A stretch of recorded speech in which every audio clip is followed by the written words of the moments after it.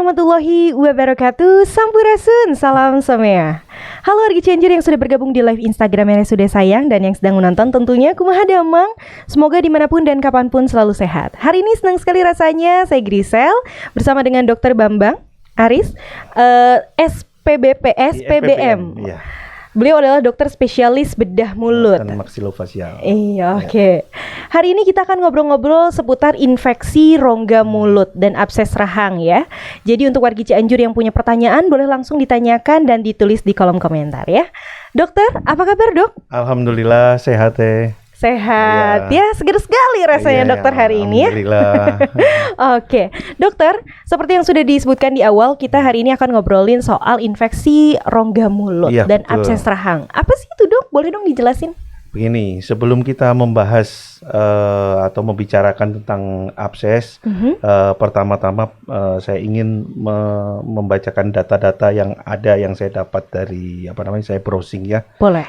Kebetulan hari ini adalah bulan September ini merupakan Hari Kesehatan Gigi Nasional, yaitu pas bertepatan tanggal 12 September. Oh, 12 September. Iya, alhamdulillah dengan tema Pulih Bersama dengan Senyum Sehat Indonesia.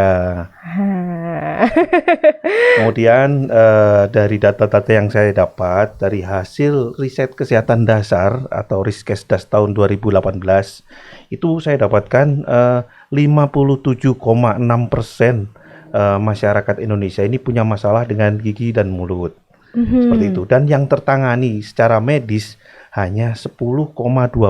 Waduh, nah, jauh juga ya dong. Cukup memprihatinkan gitu ya. Kemudian prevalensi gigi berlubang pada anak Indonesia yang didapatkan dari data itu 93% itu mengalami gigi berlubang, hanya 7% yang bebas dari gigi berlubang. Seperti itu. Kemudian yang selanjutnya 45% permasalahan di gigi itu akibat gigi yang rusak. Ya. Dari gigi rusak ya. Betul. Dan 14% berkembang menjadi abses. Nah, makanya saya mengambil topik itu. Kebetulan sesuai dengan signifikan dengan apa yang saya hadapi di RSUD Cianjur. Oh gitu dok. Betul. Jadi di RSUD Cianjur ini yang saya temui itu pasien-pasien yang datang ke saya 50-60% sudah mengalami infeksi. Mengalami infeksi. Dan yang perlu penanganan serius selama setiap bulannya itu bervariasi dari 10 sampai 20% dan harus mendapatkan pelayanan serius dan harus dilakukan dengan tindakan operasi. Sampai operasi itu. Dok. Betul gitu. Jadi sangat signifikan dan di sini juga saya ingin memberikan informasi kepada masyarakat bahwa abses infeksi rongga mulut atau abses gigi atau abses rahang bila tidak ditangani dengan serius akan menyebabkan akibat yang cukup fatal dan bisa meninggal pasiennya. Cukup fatal dan bisa meninggal dok? Betul gitu. Warga Cianjur tuh ya. Iya. Bisa separah itu loh. Iya betul. Terus gimana dok? Mengapa demikian? Nah itu yang saya bertanya. Mengapa demikian? Apakah karena masyarakat ini masih abai terhadap kesehatan gigi, ataukah kesadaran masyarakat yang belum belum ada untuk memelihara kesehatan gigi dan mulutnya? Apakah kekurangnya informasi? Atau saya curiga lagi nih, jangan-jangan masyarakat ini masih percaya dengan lagu lebih baik sakit hati daripada sakit gigi gitu ya. Lebih baik sakit gigi daripada sakit hati. Enggak dua-duanya ya. Itu ya. Itu saya curiga ke sana ya, bercanda ya. Enggak apa-apa dok, kita santai aja hari ini. Ya, itulah pengantar yang saya bisa sampaikan mengapa saya pilih topik seperti ini. Nah, kemudian apa itu infeksi rongga mulut? Infeksi rongga mulut itu adalah infeksi yang masuk melalui rongga mulut. Masuknya bakteri ke dalam tubuh manusia melalui rongga mulut yang menyebabkan kerusakan jaringan atau struktur sekitarnya dan menyebabkan radang di sananya. Oke. Betul, seperti itu. Dan biasanya ini melalui beberapa pintu. Sebetulnya itu bakterinya bakteri normal yang ada di dalam mulut, Iya. yang membantu untuk pencernaan makanan. Nah, tetapi pada saat bakteri itu mendapatkan pintu masuk, Iya. masuk ke dalam jaringan, baru dia menyebabkan infeksi dan merusak. Nah, seperti itu. Pintu masuknya di mana? Nah, pintu masuknya yang paling sering yang sudah saya sampaikan tadi adalah adanya lubang gigi. Oh, Nah, dari seperti lubang gigi itu. ya. Ya, Oke. terus kemudian pintu masuk yang kedua dari gigi bungsu yang tumbuh dan biasanya ada disertai dengan kerusakan di gusinya. Nah, seperti itu. Kemudian adanya kerusakan jaringan-jaringan penyangga gigi yang rusak akibat banyaknya karang gigi atau radang gusi. Kemudian bisa juga pintu masuk melalui luka bekas operasi. Kemudian ada lagi yang masuk melalui trauma atau luka trauma akibat kecelakaan, akibat tertusuk atau apapun lah yang terjadi di dalam rongga mulut. Dan akhirnya kuman itu masuk ke dalam mulut dan menyebabkan kerusakan. Dan apabila tidak tidak ditangani dengan serius, si kuman ini akan menyebar ke seluruh tubuh dan merusak organ lain. Seperti itu. Oke, nanti itu bisa menyebar gitu ya, Dok? Ke Iya, kesehatan yang menyebar lainnya juga. ke struktur tubuh yang lainnya. Nah, Itu bisa sampai seperti kayak gitu ya, Dok Iya, ya? Oke, gitu. separah itu ya. Nah, ciri-cirinya gimana sih, Dok? Selain ada di mulut tadi? Ciri-cirinya ada ciri-ciri khusus, ada ciri-ciri yang umum. Iya, Nah, kayak kalau gimana tuh? ciri-cirinya yang umum, biasanya tentunya ada lubang gigi, kemudian ada kerusakan jaringan gigi sehingga menyebabkan gigi itu menjadi goyang, Iya. atau perubahan warna gigi. Nah, itu menandakan bahwa gigi itu mati atau non vital, ya. Kemudian tanda lainnya gusinya bengkak. Oh, Nah, seperti mengalami itu. bengkak Iya, ya? pembengkakan. Nah, apabila ini tidak ditanganin secara serius atau secara dini, dia akan meluas, menyebabkan kerusakan di struktur sekitarnya. Nah, bisa jadi menimbulkan nanah, dan nanah itu masuk ke rongga-rongga yang ada di wajah dan leher. Perlu kita ketahui bahwa di wajah kita itu banyak rongga-rongga di sana. Nah, rongga-rongga itu dibentuk oleh otot-otot atau yang namanya spasia di sana. Jadi mulai dari spasia wajah dan spasia leher. Jadi otot-otot itu banyak, otot untuk menoleh ke kanan, ke kiri, untuk buka tutup mulut dan mereka itu tidak saling menempel. Ya, jadi antara otot dengan otot ini ada rongga. Nah, di sanalah nanah sebagai produk hasil dari infeksi tersebut menyebar. Nah, masing-masing ini tergantung dari beberapa faktor penyebarannya. Jadi bisa dari kumannya itu sendiri, atau bisa juga dari faktor penderitanya. Kalau misalnya dari kumannya sendiri, itu jelas dari jumlah dan virulensi kuman atau kemampuan kuman itu untuk menginvasi, ya. Sedangkan dari penderitanya sendiri itu banyak faktornya, dari mulai daya tahan tubuh pasien, daya tahan jaringan, kekuatan jaringan, menahan lajunya nanah tersebut, kemudian dari struktur anatomi yang terlibat dalam infeksi itu. Jadi dari sini dapat disimpulkan bahwa dengan infeksi dan kuman yang sama, dengan proses infeksi yang sama, dapat bermanifestasi yang berbeda di antara satu penderita dengan penderita yang lain. Contohnya misalnya begini, ada satu pasien infeksi 1-2 hari sudah parah, tapi ada yang 1, 2, 3 hari, sebulan masih terlokalisir. Jadi si penyebaran ini benar-benar tergantung dari yang sudah saya sebutkan tadi, dari faktor kumannya sendiri dan dari ketahanan jaringan dan ketahanan Iya. tubuh dari pasien itu, Pasien itu begitu. sendiri ya. Iya, dan area-area mana yang terlibat. Contohnya, misalnya gigi rahang atas. Apabila ada infeksi di gigi rahang atas dan tidak ditanganin serius dan menyebabkan nanah, pembengkakan atau abses, Ya. nah itu dapat menyebar ke pipi. Yang paling ringan dulu ya. Yang paling ringan dulu itu di gusi atau di Oke. langit-langit, masih di dalam sekitar mulut. Kemudian selanjutnya dia masuk ke dalam tulang dan menyebar keluar ke pipi. Ke pipi. Iya, ke pipi. Oke. Kalau misalnya daya tahan jaringan di pipi masih kuat, dia mencari lagi posisi mana, area mana yang jaringan ikatnya itu longgar.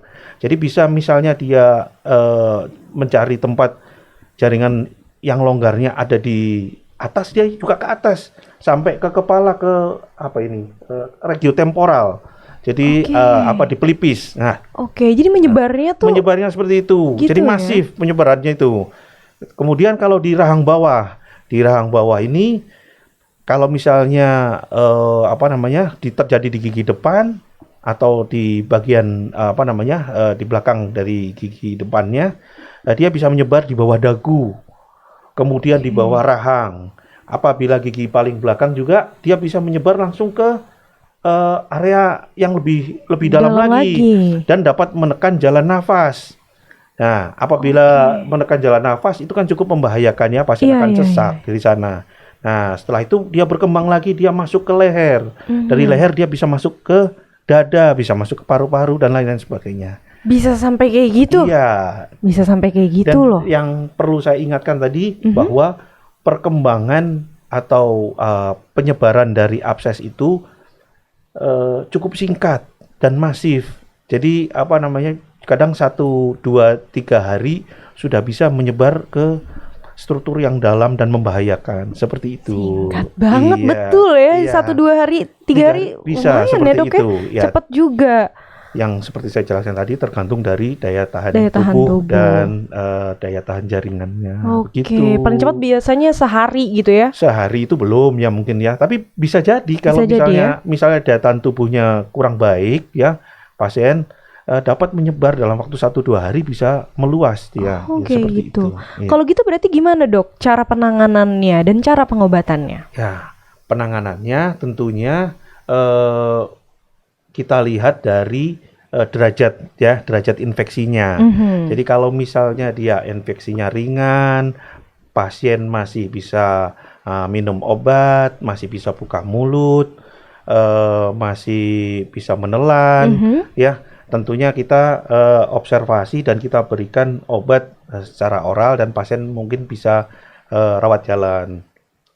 Tapi pada keadaan-keadaan tertentu dengan infeksi yang sudah meluas, ini pasien biasanya cenderung mulai sulit menelan, sulit buka mulut, ya, sulit makan, intake makanan yang asupan makanan menjadi kurang, daya tahan tubuh menjadi turun, dan pasiennya dehidrasi, nggak bisa minum, keadaan umumnya menjadi buruk. Kemudian infeksinya cepat menyebar. Nah, seperti itu. Ya. Kemudian itu harus dilakukan penanganan segera. Jadi pasien harus segera dibawa ke rumah sakit, mendapatkan pemeriksaan oleh dokter. Kemudian otomatis ada pemberian atau penggantian cairan yang selama ini dia tidak bisa dapatkan. Kemudian pemberian obat-obatan untuk mengurangi penyebaran infeksi, untuk mengurangi rasa sakit, untuk mengurangi pembengkakan. Nah, setelah itu semua sudah masuk, baru kita evaluasi lagi dan kita rencanakan untuk dilakukan terapi definitifnya, atau misalnya harus dilakukan operasi, ya harus akan dilaksanakan operasi. Jadi bisa sampai pengobatan itu dengan operasi gitu ya, Dok, kalau parah. Iya, betul. Pada prinsipnya itu sebetulnya sederhana. Jadi pasien dengan infeksi atau dengan abses, pertama sekali yang harus dilakukan adalah insisi atau mengeluarkan nanah itu sesegera mungkin. Oke. Nah, setelah itu baru melakukan pengangkatan penyebab, karena percuma ya kalau penyebabnya tidak diangkat, Iya, betul, Dok. cuman gejalanya yang diatasi, tentunya akan timbul lagi permasalahan yang sama seterusnya dan akan cenderung bertambah parah seperti itu. Oke. Tapi bisa sembuh kan, Dok? Insya Allah bisa. Bisa sembuh ya? Asalkan tidak terlambat pasiennya datang. Jadi sesegera mungkin, sedini mungkin begitu ada gejala langsung periksa ke vaskes terdekat, puskesmas, klinik. Apabila tidak bisa dilakukan penanganan di sana, tentunya akan dirujuk ke rumah sakit. Seperti itu. Oke, kalau cara pencegahan, Dok, berarti kan ini harus dicegah ya? Iya, betul. Gitu. Pencegahan seperti apa yang dikatakan ya, bahwa pencegahan itu sebetulnya lebih murah, lebih sederhana dibandingkan dengan mengobati. Betul. Itu seperti itu. Jadi pemirsa harus paham bahwa pencegahan itu nomor satu sebetulnya. Penting sekali gitu dibandingkan dengan mengobati. Ya. Kan pencegahannya sebetulnya sederhana. Satu, menjaga kebersihan mulutnya setiap hari, tentunya dengan gosok gigi. Gosok gigi itu harusnya berapa kali sehari, Dok? Seharusnya sesudah makan. Setiap sesudah makan boleh gitu ya? Jadi jangan memberikan kesempatan si sisa makanan itu untuk bertemu lama dengan dengan bakteri yang ada di dalam mulut. Ya, seperti itu. Jadi akan menyebabkan pembusukan dan lain-lain semuanya itu. Kemudian memeriksakan pemeriksaan kesehatan gigi dan mulutnya 6 bulan sekali ya. Jadi setahun 2 kali lah. Iya, betul. Dimanapun itu ya.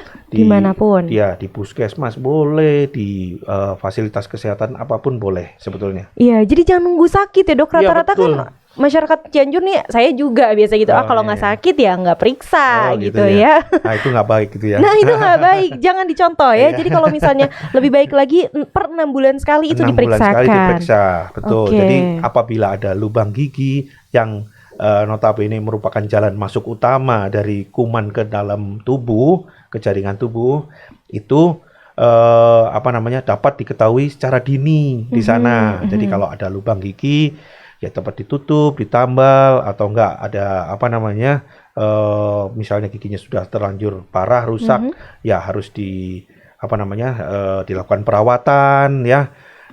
Apabila sudah tidak bisa dirawat juga harus dicabut ya. Nah, seperti itu kan sebetulnya bisa dilakukan di vaskes pertama, di puskesmas dan klinik-klinik gitu. Sebelum bertambah parah dan harus ditangani di rumah sakit gitu. Oke. Biasanya, Dok, kalau misalnya yang mengalami tadi infeksi rongga mulut itu rata-rata usia berapa, Dok? Infeksi gigi ini tidak pandang bulu ya. Tidak pandang umur berarti ya, Dok ya. Sesudah dia ada keluar tumbuh gigi ya, yang notabene jadi jalan masuk utama dengan lubang gigi itu, sejak dia tumbuh gigi, sejak dia rusak, pasien tersebut atau penderita tersebut sudah punya resiko untuk mengalami abses gigi atau abses rahang yang akan berkembang cukup membahayakan gitu. Banyak yang saya tangani, mulai dari yang yang usianya masih 3 tahun juga ada. 3 tahun, Dok? 3 tahun juga ada, 2 tahun, 3 tahun juga ada. Ada yang sudah remaja, yang cukup fatal juga ada gitu. Terus sampai yang usia tua juga ada. Jadi tidak pandang bulu. Jadi sesudah dia tumbuh gigi, dia punya resiko untuk mengalami itu semuanya apabila tidak menjaga atau memelihara kesehatan dan kebersihan gigi dan mulutnya. Gigi dan mulut. Gitu. Tuh ya, diingetin sama dokter nih gitu ya. Sekali lagi bahwa periksakan kesehatan gigi dan mulut itu penting sekali gitu. Oke. Sudah ada pertanyaan yang masuk? Wah, ini dibacain dulu nih ya. Dari Dokter Sanjaya Sani, Dokter Sani nih. Iya. Terima kasih Dokter Keren Sani. pisan, salam someah Pak Dokter Bambang. Salam someah You are the Dokter Sani. Oke, ini ada dari Ibu kayaknya ya, Uci Hardianti. Assalamualaikum Dok, Bam dan Teteh. Mau nanya dong, kalau gigi geraham anak bolong bisa dicabut dan tumbuh lagi kah? Untuk catur sendiri boleh di dokter gigi atau harus ke SPBM? Terima Mungkin kasih, Dok. cabut kali ya. Oh iya cabut Iya, kali ya. iya. Iya cabut. Oke. Oh iya.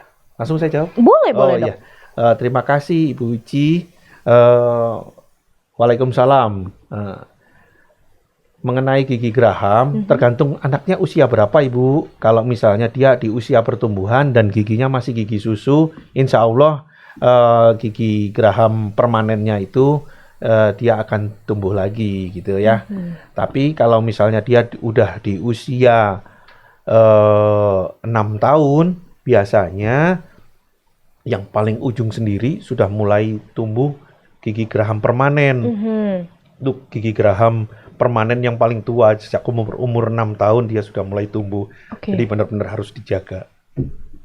Kalau untuk cabutnya sebaiknya konsultasi dulu langsung ke dokter gigi boleh.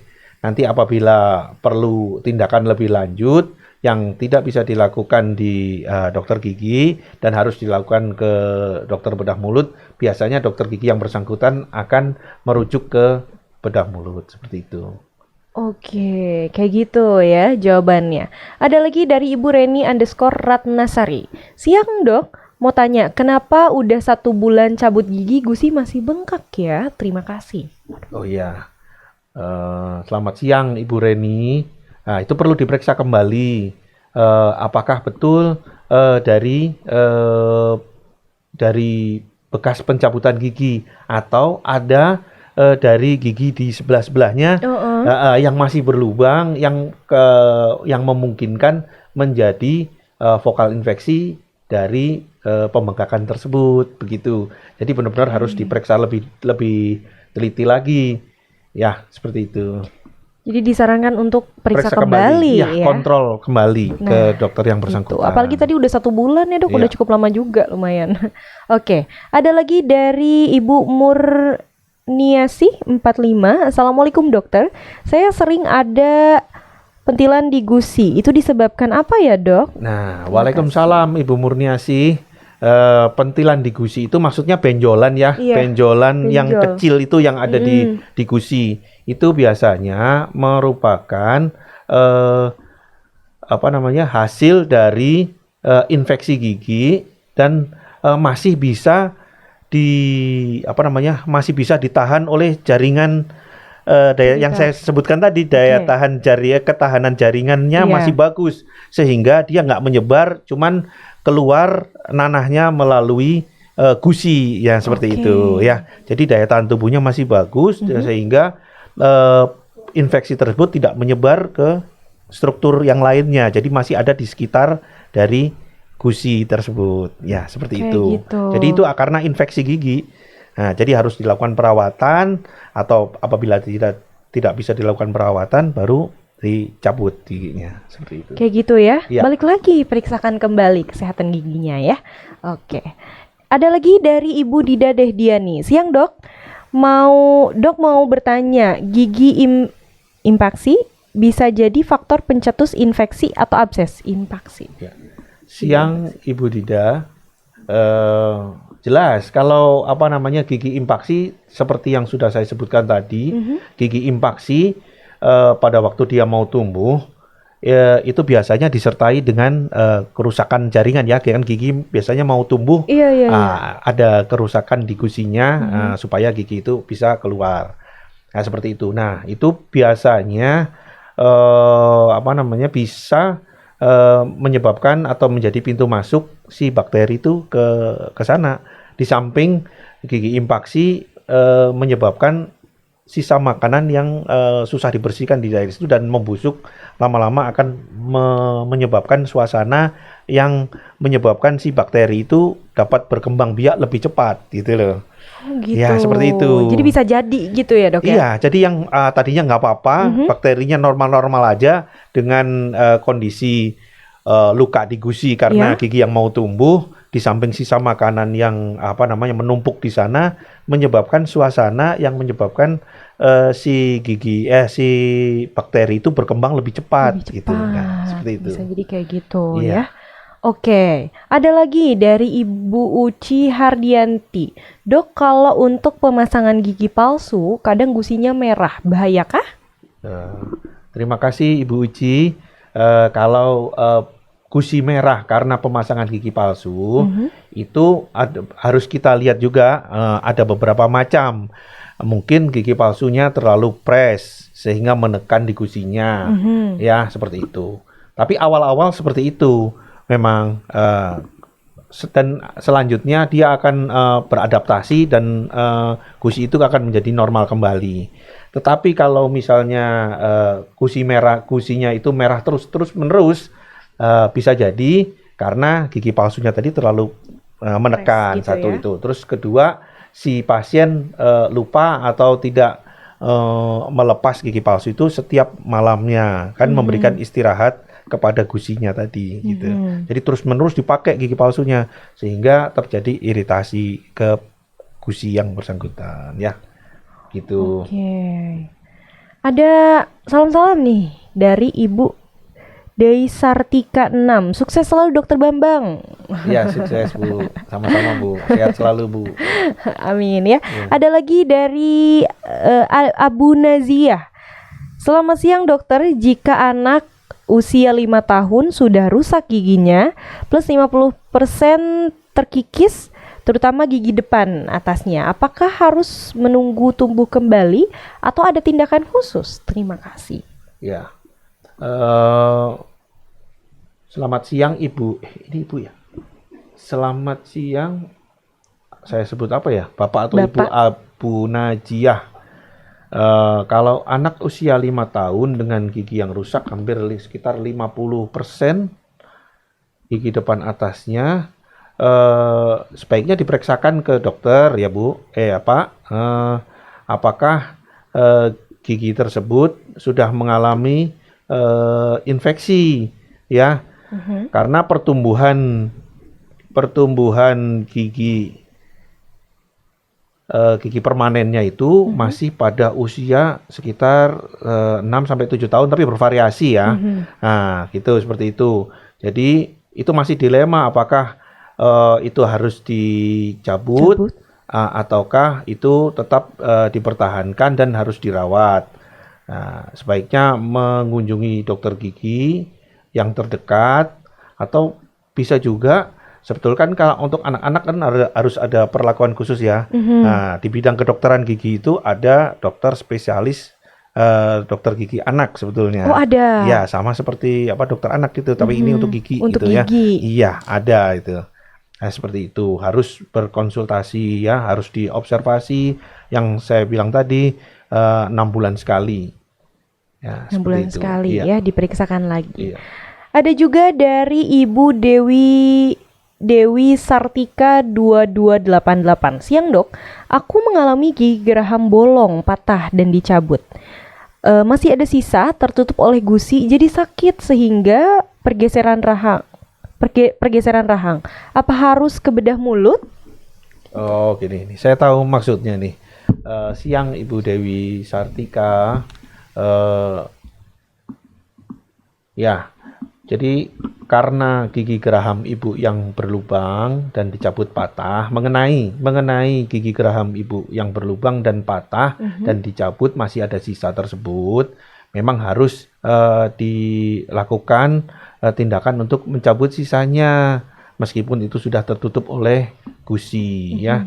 Apalagi ini sudah mengalami keluhan sakit ya. ya. Jadi harus dilakukan pencabutan ya, tentunya setelah rasa sakitnya hilang sehingga terjadi pergeseran rahang. Nah, yang dimaksud dengan ini kan kemungkinan ibu tidak karena sakit, karena patah, berlubang atau sakit menyebabkan ibu tidak mengunyah pada sisi tersebut sehingga ibu membiasakan diri untuk mengunyah di sisi lawannya gitu, sisi lainnya. Ya boleh, bisa berkunjung ke bedah mulut untuk mendapatkan penjelasan dan tindakan. Silakan. Gitu, boleh ya, langsung datangin saja dokter. Ada nih, ini kayaknya juga mungkin banyak orang awam yang nanya gitu ya dok ya. Dari Bapak Adang _Rohni, apa bedanya dokter gigi dengan dokter bedah mulut? Oh iya, terima kasih Pak Adang. Sebetulnya kalau misalnya dokter gigi itu secara umum, jadi persis seperti dokter umum dengan dokter spesialis. Jadi kalau dokter gigi semua mendapatkan ilmu, cuman untuk ilmu bedah mulut juga didapatkan di dokter gigi itu, ya sama. Tapi untuk tindakan-tindakan yang lebih lanjut, yang memerlukan operasi dan penanganan lebih lanjut, itu disarankan untuk ke dokter bedah mulut yang sudah melakukan pendidikan spesialis, ya seperti itu. Jadi kalau dokter gigi itu dasarnya, jadi kalau untuk dokter bedah mulut itu dia memperdalam di bidang bedah mulutnya sendiri, seperti itu. Oke, kayak gitu ya. Ya. Ini ada dari Ibu Erna Marianasari _ kalau di gigi ada item-item itu kenapa ya, Dok? Wah, ya itu ya. Ini yang lebih spesifik lagi apa ya, Bu ya? Item-item di mananya? Karang item-item gigi kah gitu ya mungkin? Bisa, item-item kalau di bisa karang gigi, bisa lubang gigi Bisa yang lubang masih juga. masih di awal, bisa. Terus item-item juga bisa karena pewarnaan, karena makan makan minuman yang berwarna, juga bisa, seperti itu. Jadi harus lebih spesifik lagi yang hitam seperti apa gitu ya. Kayak gitu ya. Kayaknya mending lebih jelas lagi diperiksakan dulu ya ke dokter gigi. Betul, ya. Oke, ini ada dari Ibu Reni Muharam. Dok, punten, anak saya 4 tahun gusinya itu sering bernanah. Kenapa ya? Itu bukan di bagian gigi yang bolongnya, tapi bagian atas gigi. Betul. Hatur nuhun. Jadi, selamat siang Ibu Reni. Usia 4 tahun, anaknya usia 4 tahun dengan gusi yang sering bernanah. Nah, itu seperti yang sudah saya jelaskan tadi, bahwa penyebaran dari gigi itu awalnya memang dari gigi, ya, lubang gigi. Setelah itu dia menjalar sampai ke ujung gigi, menembus tulang. Nah, di tulang itu ada tulang yang bagian tulang yang lunak dan ada tulang yang keras, ya. Lebih saya bahasakan lebih awam aja ya. Iya. Lunak. Nah, di tulang lunak itu nanti dia berproses terus sampai menembus tulang yang keras. Yang tulang keras yang bagian yang keras itu pas ada di bawah dari gusi itu. Nah, setelah dia berhasil menembus tulang yang keras itu, dia muncul menembus dari giginya. Dari gusinya, dari gusinya gitu ya. Nah, itu disebabkan karena infeksi dan harus dilakukan pemeriksaan apabila sudah menimbulkan infeksi seperti ini, ya mau nggak mau harus dilakukan pencabutan, ya, supaya tidak menimbulkan infeksi yang lebih itu ya besar lagi. Sekali lagi, lebih baik mencegah daripada mengobati. Oke. Ada lagi nih, satu lagi dari Ibu Uci Hardianti. Dok, pertanyaan terakhir nih, tips untuk perawatan gigi behel, Dok. Nuhun. Waduh, perawatan gigi behel itu sebetulnya harusnya ditanyakan ke dokter gigi. Ke dokter gigi. Iya, betul. Ya, perawatan gigi behel sebetulnya ya secara umum saya jawab sebagai saya seorang dokter gigi ya. Jadi harus semakin ada banyak alat di dalam mulut, semakin susah kan dibersihkan. Betul. Nah, jadi kita harus membersihkannya lebih ekstra, harus memperhatikan lebih ekstra. Jangan sampai giginya rapi tapi berlubang semua, seperti itu ya. Jadi harus ekstra gosok gigi dan kontrolnya. Nah, itu. Gosok gigi dan kontrolnya harus ekstra, kata dokter juga ya. Dokter, nggak kerasa nih 30 menit sudah kita ngobrol-ngobrol. Iya, nggak kerasa ya. Banyak banget pertanyaannya, seru juga nih ngobrol sama dokter. Sebelum kita pamit, adakah pesan yang mau dokter sampaikan ke masyarakat Cianjur? Silahkan, Dok. Terima kasih. Saya ingin memberikan pesan ke masyarakat Cianjur, manfaatkan fasilitas kesehatan yang ada, yang sudah tersebar di seluruh pelosok Indonesia ini, bahkan sampai ke pelosok terpencil. Di sana ada puskesmas pembantu, puskesmas induk, rumah sakit, balai pengobatan dan lain-lain itu untuk memeriksakan kesehatan gigi dan mulutnya sejak dini. Mhm. Kemudian memeriksakan kesehatan mulut dan giginya minimal 6 bulan sekali atau setahun 2 kali. 6 bulan sekali. Apabila ada keluhan, cepat langsung berobat. Jangan ditunggu mengobati sakit giginya sendiri. Karena kadang-kadang masyarakat yang penting nggak sakit. Iya. Nah, yang diminum cuman obat sakit. Padahal sakitnya itu merupakan proses dari infeksi. Jadi rasa sakitnya berkurang, infeksinya lanjut. Nah, itu yang paling berbahaya. Akhirnya masyarakat si pasien itu terlena dan datang sangat memprihatinkan dan sudah mengalami infeksi lanjut. Nah, seperti itu. Kayak gitu. Tuh ya, diingetin lagi sama dokternya. Jangan lupa periksakan kesehatan gigi dan mulut 6 bulan sekali. Jangan males ya. Rata-rata kayak gitu ya, mager gitu ya, nggak mau memeriksakan sebelum sakit ya. Iya, betul sekali. Dokter, terima kasih banyak sudah berkenan untuk ngobrol-ngobrol kali ini. Semoga kita bisa ngobrol kembali. Semoga dokter sehat selalu dan lancar dalam segala aktivitasnya. Amin. Terima kasih juga untuk warga Cianjur yang sudah bergabung di live Instagram dan yang setia menonton. Tentunya jangan lupa di follow dan Instagram dan Facebook RSUD Sayang, dan juga jangan lupa like, comment, subscribe, dan share sebanyak-banyaknya video ini karena akan sangat bermanfaat. Saya Grisela Dita bersama dengan dokter Bambang Aries Purbawanto. Kami berdua pamit undur diri. Terima kasih sekali lagi. Wassalamualaikum warahmatullahi wabarakatuh. Salam semua. Salam semua.